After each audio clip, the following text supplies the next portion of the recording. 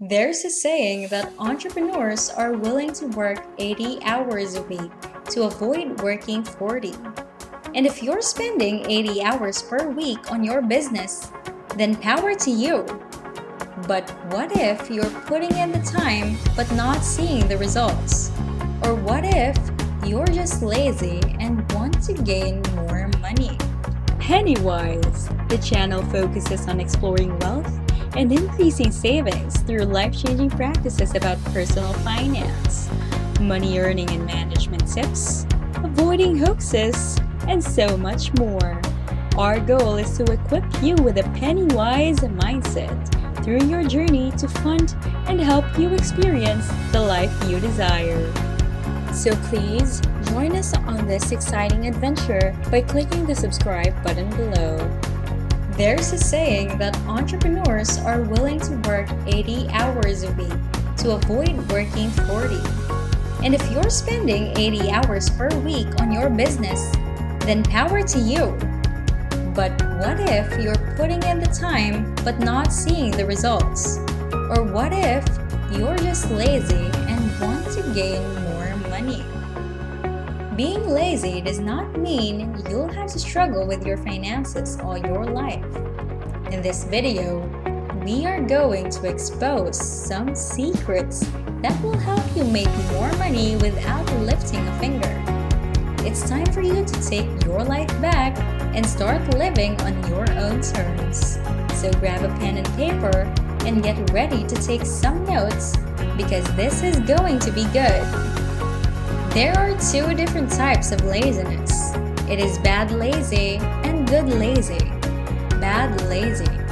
Those are the people who refuse to put in the effort necessary to sustain themselves, their family, and their community. Those who sit on the couch watching TV all day and letting their short time on this earth slip by them.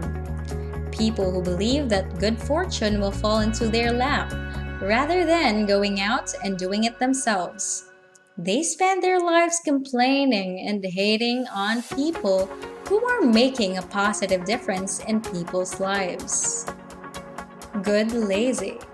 Those who understand they only have a certain amount of time each week and that they will not be able to accomplish everything on their own. These people concentrate on what they are excellent at or enjoy doing. And if it doesn't fall into the above categories, they pay someone else to do it for them. They don't have time to waste and understand their time is limited. We've all been bad lazy at times, and we still do on occasion. After a rotten day at work where nothing goes right, we usually get our sulky introvert out and want to be left alone. All of us get into these moods at times. Even the most positive and mentally strong people I know have bad lazy days. But we cannot let that happen too often, or it will become a habit. You have to find the balance between the two and use your time wisely. The art of delegation.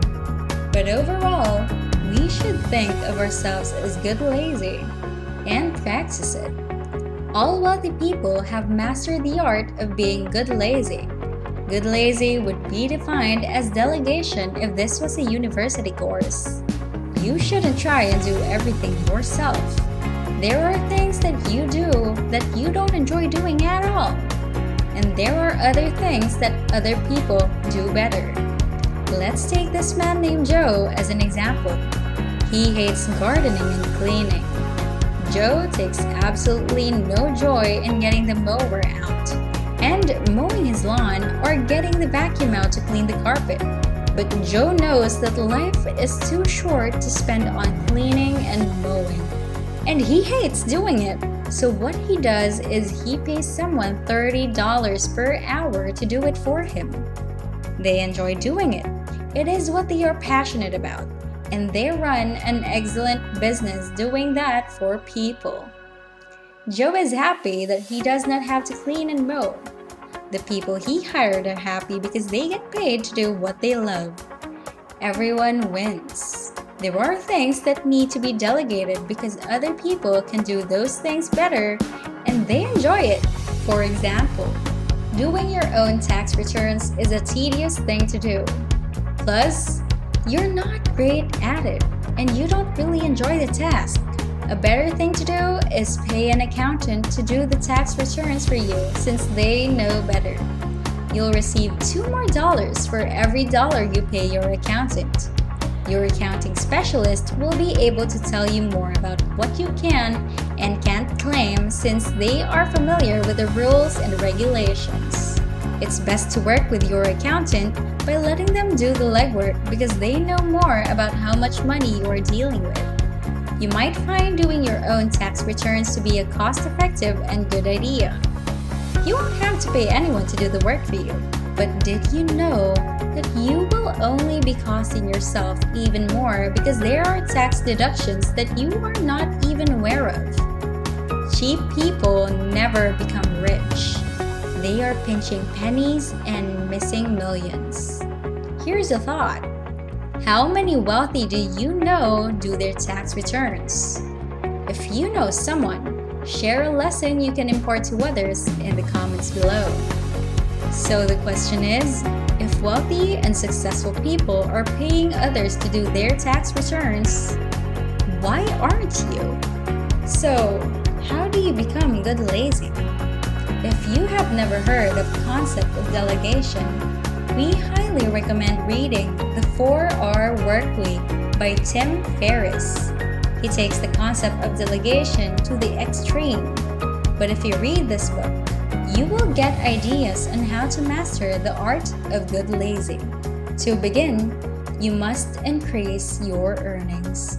If you make $20 per hour and pay your cleaner $30 per hour, basic arithmetic suggests that you will be losing money.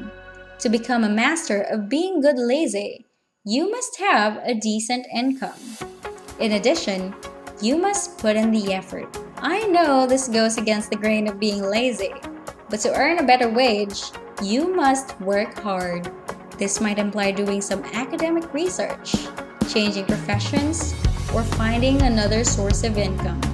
However, it does not feel like hard work if you are doing what you love and are being compensated for it. Finally, you need good people around you who can give you good advice. This doesn't always mean professional advice. Although that is an essential component of what we are saying, it also means the people you surround yourself with regularly. You are the average of the 5 individuals you spend the most time with. To grow, you need to join a group of people with a good attitude who can assist and push you forward. It's a universal truth that you can get rich by sitting at a bar. This is not just limited to your financial situation. It applies to virtually every aspect of your life. Wealth and idleness seem incompatible concepts. Yet, in a proud and rich world, few things are sweeter than leisure. What's more, the pursuit of wealth often requires considerable effort. But remember, being lazy and earning money is not impossible. You just have to be the right kind of lazy. If you want to learn more about finances, consider subscribing by clicking the big red button below and the notification bell to get notified when we upload new videos. Feel free to like and comment your thoughts so we'll know your feedback. Thanks for tuning in and see you again in